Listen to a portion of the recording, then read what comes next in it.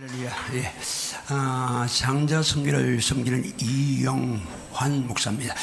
대전 한바적의 원로 목사였고요. 또 지금은 제주에서 LT 초치라는 개척교회를 섬기는 목사입니다.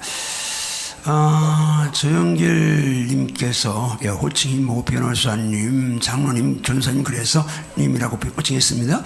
저에게 성경 비평이 한국교회와 성도들의 기도에 끼친 악영향, 해악에 대해서 부탁을 해주셨습니다.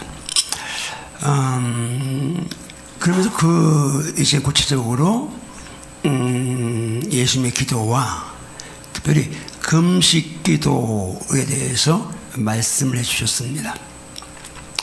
성경 비평 인간의 이제 작품이니까 문제 있다 하는 이야기는 성의 진리성과 생명력 그리고 전능한 하나님의 능력을, 파워를 부정하는 무서운 행위죠. 근데 이것이 물론 한국교회는 자유주의 신학 아래에 있는 목사님들 중에서라도 아주 극소수를 제외하고는 성의 절대성, 그 진리성을, 생명력을 그대로 100% 믿고 있기 때문에 여기까지 온 줄 압니다. 하지만 이 성경의 진리성과 생명력을 우리가 보존하고 또 그 파워를 누리려면 먼저 기도가 강력하게 살아야 한다는 생각입니다. 왜냐하면 성경은 하나님의 성령의 감동하심을 받은 사람들이 하나님께 받아 말한 진리입니다. 그래서 전신갑주 가운데 하나님의 말씀을 성령의 검이라고 그렇게 표현했습니다. 성령께서 강력하게 역사하셔야 말씀을 검으로 사용해서 악한 영, 마귀와의 싸움에서 승리할 수 있다는 이야기죠. 그러려면 기도가 살아야 되는데 성의 기도는 엄청 많습니다. 예수님의 기도 쪽으로 가봅니다. 예수님 공생의 출발을 기도로 시작하셔서 마지막 순간까지 기도로 생을 마치셨습니다. 우리가 아는 대로 공생의 출발 요단강 세례반의 세례 침례받으셨는데 그때 제일 먼저 하신 일이 기도하신 일이었죠. 예수님 기도하실 때에 하늘 열렸고 성령 강림하셨고 하나님 말씀 드렸습니다. 그리고 성령 충만한 상태로 돌아오셔서 성령님에 의해서 40일 광야에서 금식 기도하셨습니다. 그리고 돌아오셔서 본격적으로 공생에 시작하셨는데 그 바쁜 와중에도 새벽 이른 시간, very early in the morning, 정말 이른 시간에 그분은 새벽 기도하셨습니다. 또 12제자를 세우실 때에 중대한 결정 앞에서 밤을 새워가면서 절야기도 하셨죠. 그리고 때때로 산기도 하셨습니다. 마지막 십자가 앞에 놓고는 통곡과 눈물로 기도하셨는데 성경 이렇게 말씀하죠. 힘쓰고 애써 더욱 큰 일을 기도하시니 땀이 땅에 떨어진 핏방울같이 됐다고 말씀하고 있습니다. 그 기도가 예수님을 십자가를 지게 하셨고 그리고 인류 구속사역을 완성시키는 가장 귀한 원동력이 된 것입니다. 근데 더 중요한 것은 예수님의 이 땅에 육신을 입고 마지막 남긴 말씀이 기도였습니다. 그건 누가복음 23장 46절에 나오는데 예수께서 큰 소리로 불러 이르시되 아버지 내 영혼을 아버지 손에 부탁하나이다.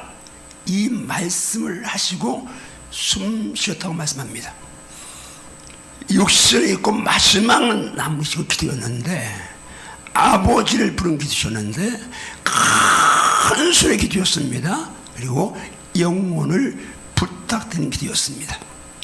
자, 예수님이 그 상황에서 큰 소리로 기도할 상황이 아닌 걸 우리는 압니다.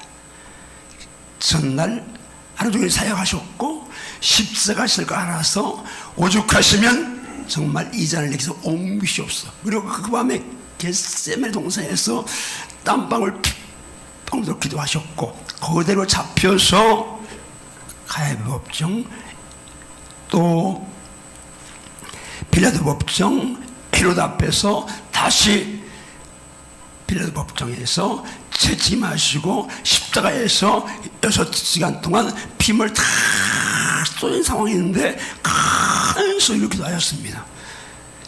신리신 성경이 예수의 마지막 장면을 이렇게 묘사한 거 전혀 정말 확실하게 의미가 있다고 생각합니다. 너희도 영혼을 위해서는 나처럼 이렇게 불신하고 그렇게 이제 교훈을 남겨준다고 저는 100% 믿습니다. 우리 가운데서도 큰 소리 기도, 오래 하는 기도, 야 하나님 기도 잡섰냐? 야 그렇게 오래 기도가 들으시느냐? 이따위 망언, 망발, 불용죄를 지는 사람이 있습니다. 예수님 밤을 꼬박 세우셨습니다. 예수님 마지막 그렇게 힘이 없으신데도 그렇게 부르짖고 기도하셨다면 까다롭지 않겠습니까? 우리는 성경으로 돌아가자. 예수님께 배우자 말합니다. 맞습니다. 성경으로 돌아가야 되고 예수님께 배워야 되는데 예수님 마지막 남긴 기도 하나만 가지고도 한국교회는 이제 그 기도를 다시 살려내야 되고 따라가야 할 점 있습니다. 어쨌든 이제 예수님은 기도성에 기도 잘 마셨는데 신기하죠. 이스라엘 기도 역사가 오는데 지금처럼 어느 교회도 예수님의 기도를 그대로 따라하는 교회는 아마 흔적이 찾기 쉽지 않을 겁니다. 적어도 문에 없던 초대교회 빼놓고. 그런데요, 보세요. 한국교회는요 철야기도, 금요기도, 옛날에는 새벽 4시까지 철야했습니다. 지금은 심야기도 남아있지만요, 새벽기도 교회마다 그냥 새벽기도가 의례 공예배로 그렇게 드려지는 나라는 한국교회밖에 없을 겁니다. 저렇게 마찬가지고요. 산기도, 요즘 때때로 산기도 하셨는데 산기도 과거에는 뭐 하늘산, 오살리부터 시작해서 그냥 온 전국에 이제 산들 가운데 기도원이 세워졌고 거기 정말 부르짖는 기도가 또 금식 기도가 끝이지 않았습니다. 그 기도, 열심히 기도를 또 빼달으면 부르짖는 기도부터 시작해서 그 기도가 오늘 한국교회를 여기까지 이끌어왔다고 생각하는데 문제는 지금 예수님의 기도를 따라하는 교회들이 점점 식어지고 약해지고 있다는 거죠. 분명히 다시 기도를 살려내야 할 점이 있습니다. 이제 금식 기도 쪽으로 가봅니다.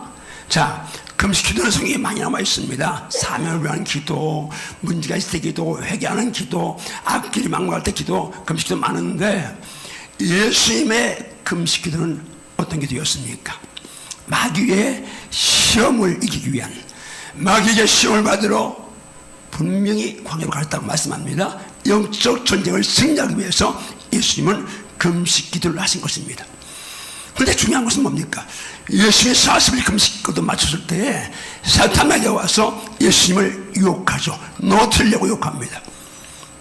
그때에 예수님께서 전혀 군더더기 없이 단칼 말씀의 검으로 기록되었으되 하고 말씀의 검으로 사탄의 1차 시험을 완전히 박살냅니다. 사탄이 말씀 갖고 오니까 또 기록되었으되 하고 역시 말씀의 검을 날려서 단번에 승리하셨습니다. 세 번째 또 시험하니까 이번엔 두 가지를 사용하였습니다. 하나는 사탄아 물러가라 명령 선포하셨고, 그 다음에 또 기록되었으되 하고 말씀으로 검을 날리고 말씀 방패로 단번에 승리하셨습니다. 중요한 것은 뭐예요? 열심히 금식하신 후에 말씀을 방패로 검으로 사용하셨다는 거죠. 오늘 성경 비평 이제 확산되지 말아야 되고, 이것이 정말 막아내려면 강력한 말씀의 파워가, 말씀의 생명력이, 말씀의 질성이 드러나야 되는데, 말씀이 말씀되게 하는 길, 성경 비평을 잠재우는 길은 말씀이 생명이 살아서 역사하도록 하는 길밖에 없는데, 그러려면 예수님처럼 말씀을 검으로 단번에 물리칠 수 있는 영권이 살아야 되는데, 이것이 금식 기도에 있는 줄 믿습니다. 동시에 십자가 사명 감당할 때에 그 산기도, 불의된 기도, 피땀을 쏘는 기도를 다시 살려내야 될 줄 믿습니다.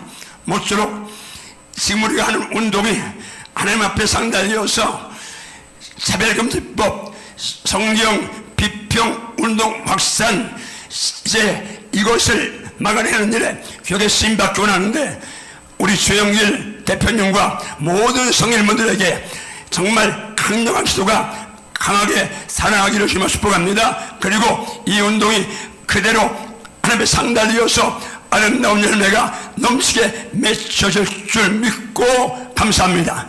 감사합니다. 샬롬.